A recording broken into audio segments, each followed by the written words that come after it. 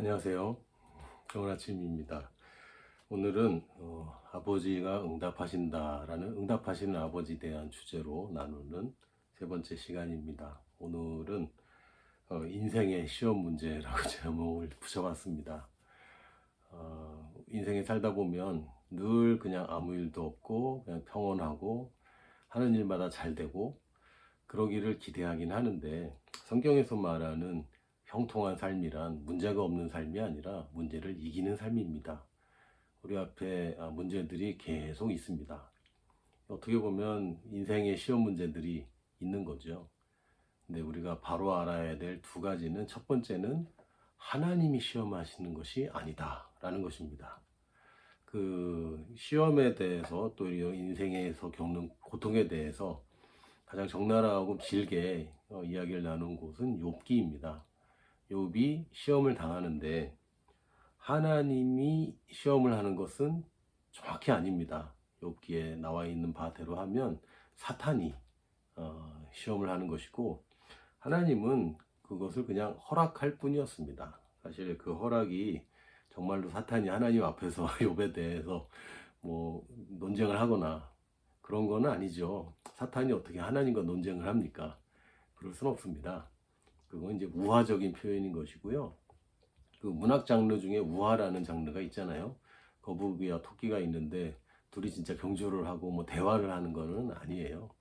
그 욥의 이 사건에 대해서 맨 처음에 사탄이 하나님께 욥을 이제 고소하는 이런 일들은, 사실은 하나님께 직접 이 사탄이 뭐 딜을 하거나 이런다는 얘기가 아니라, 이미 창세기에 기록된 아담의 범죄로 말미암아 모든 권한을 가지고 있던 아담이 그 사탄의 밑으로 들어가서 고통당하는 그 현실에 대해서 우화적으로 표현한 것이라고 보는 것이 더 합당합니다.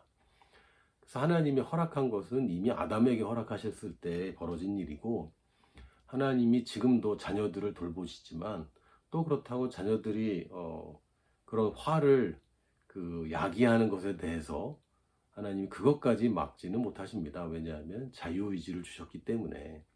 인간은 자유로 자기 인생을 선택할 수 있는 권리와 능력이 있습니다. 그걸 하나님이 침해하셔서는 안 되는 거죠. 그리고 이 땅에 있을 때 그 아담의 범죄로 말미암아 이 그 후손들이 다 죄와 사망과 저주의 아래에서 신음하는 것을 표현할 때 표현한 것이 이제 욥기의 서두이고요.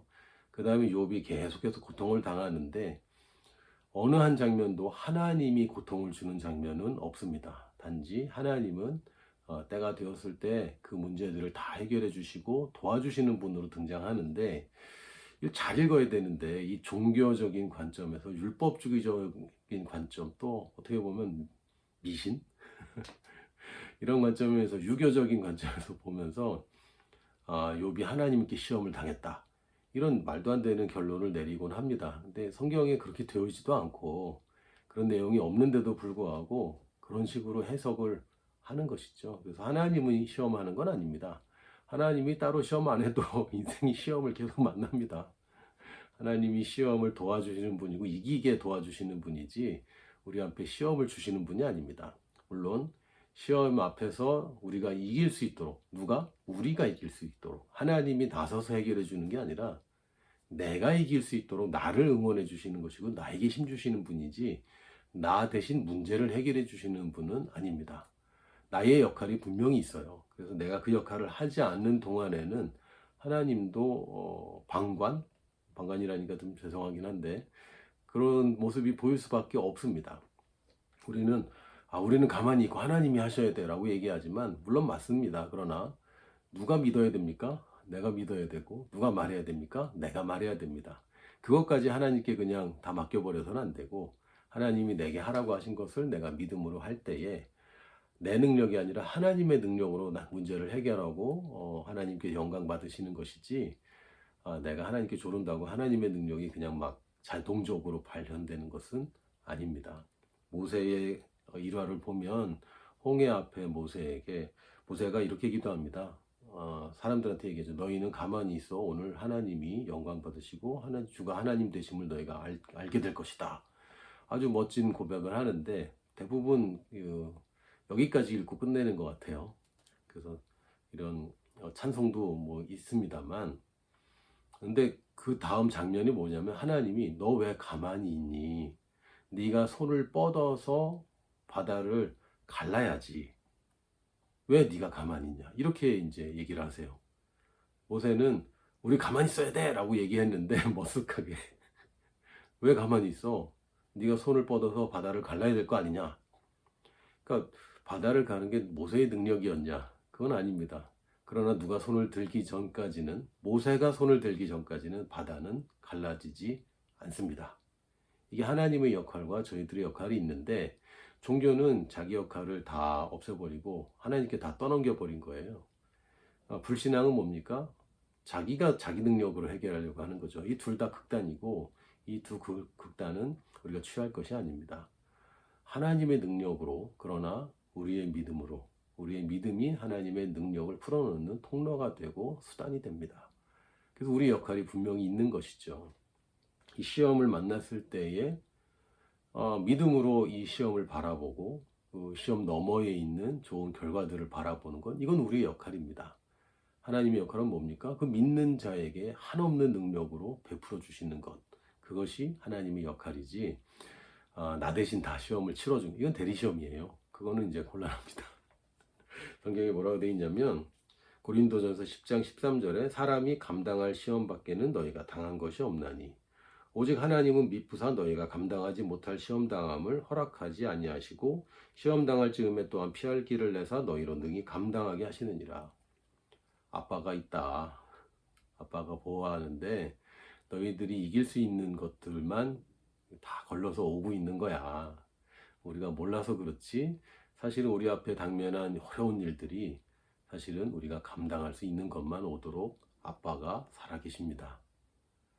아빠가 내가 이기길 바라죠. 그러나 내 능력이 부족한 일들도 벌어질 수 있고, 혹은 내 능력은 충분한데 그래도 내가 자신이 없거나 두려움에 빠져서 못 이길 때도 있을 거예요. 그런 것은 아빠가 다 막아주고 피할 길을 주신다고 성경이 약속하고 있습니다.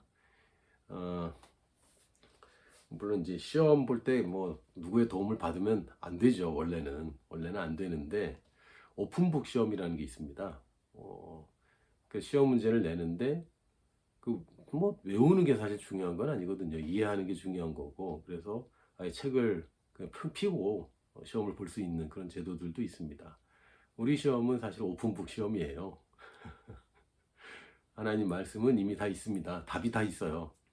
근데 그 책을 찾아보지 않고 그 책에서 답을 발견하지 않고 내가 아는 선에서 자꾸 해결하려고 애를 쓰는 거죠. 오픈북인데도 불구하고 우리 문제들, 인생에서 만나는 우리 문제, 또 다른 사람의 문제들, 내가 해결해야 되고 또 해결하면 좋은 이 문제들이 답은 이미 우리가 가지고 있습니다. 그걸 찾아야죠. 인도를 잘 받아서 그 답을 찾고 그 답을 믿음으로 쓰는 것입니다. 이 성경이라는, 우리 말씀이라는 이 오픈된 북, 이것만큼 정답이 어디 있겠어요. 이건 수천 년 동안 검증된 정답입니다. 내 인생이 특별하긴 하지만 뭐 해 아래 새 것이 있겠습니까? 여기 다 정답이 있습니다. 거기다가 아빠 찬스까지 쓸 수 있어요. 뭐 한국의 법이나 뭐 사람들의 상식으로는 이거는 이제 합법도 아니고 편법이고 불법인데, 시험 볼 때 누군가의 도움을 받는 그런 특혜가 우리 아들들에게는 있습니다. 제가 라오스에서 운전면허 시험을 본 적이 있는데 필기 시험을 봐야 돼요. 뭐 실기야 뭐 운전을 하던 사람인데 그 실기는 어렵지 않아요. 그리고 라오스는 시험장에 차가 구비되어 있지 않아서 다 자기 차를 가져와서 시험 봅니다. 그 수도에 있는 시험장은 안 그런데 제가 살던 그 시골은 자기 차를 가져와서 이제 시험을 보게 되어 있어요. 근데 이제 필기가 문제잖아요. 라오스 말로 다 써 있고 답도 라오스 말로 달아야 되고 뭐 이런, 객관식이었나? 객관식이었던 것 같네. 그래서 시험이 뭐 어렵진 않은데 추가로 공부를 해야 됩니다.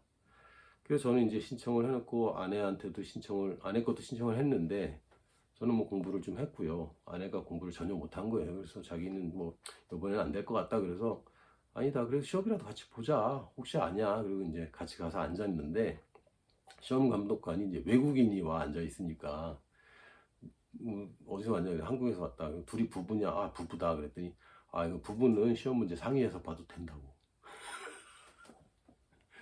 그래갖고, 시험을 볼 때, 아, 집사람도 같이 합격을 했습니다. 거기는 합법이에요. 왜? 감독관이 허락해 줬으니까. 인생에 있어서 내가 풀어야 되는 문제, 하나님의 도움을 받는 것은 합법일 뿐만 아니라 권장사항입니다. 아빠 찬스를 사용하는 거예요. 우리 문제들 오픈북이며 아빠 찬스가 있습니다. 우리 앞에 당면한 문제들, 물론 뭐 지금 굉장히 힘든 경우도 있고 어려운 경우도 있고 수년째 고통받는 경우도 있을 겁니다. 그러나 성경이 진리이기 때문에 우리는 그럼에도 불구하고 나는 감당할 수 있다 라고 말하기 시작해야 됩니다. 나는 감당할 수 있다.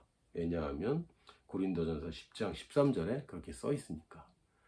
내게 지금 와 있는 문제는 내가 감당할 수 있기 때문에 아버지가 허락한 것이고, 감당할 수 없는 것이었다면 허락조차 없었을 것이다. 그리고 이 문제는 해결될 수 있고, 어쩌면 나는 해결할 수 있는 믿음까지 가지 못할지라도 피할 길을 주신다. 내 인생에 실패란 없습니다. 여러분의 인생에서 낙제는 없습니다. 여러분의 인생에서 좋은 점수를 받고 상 받는 것만 남아 있습니다. 왜요? 오픈북이니까. 그리고 언제든지 아빠한테 물어봐도 됩니다. 물어보면 친절하게 가르쳐 주시고 방법과 나의 태도와 내가 붙잡아야 될 말씀 분명하게 가르쳐 주실 겁니다. 이 책에 나와 있지 않은 걸로 얘기하실 수도 있고, 책 여기 그런 내용이 있었잖아. 그렇게 책에 이렇게 써 있잖아. 라고 옆에서 조언을 해주시죠. 할렐루야. 우리의 인생에서는 실패란 없습니다. 낙제도 없습니다. 우리는 늘 합격하는 사람들이고 통과하고 이기는 사람들입니다. 오늘도 힘내시고 예수님의 이름으로 축복합니다. 내일 또 만나요.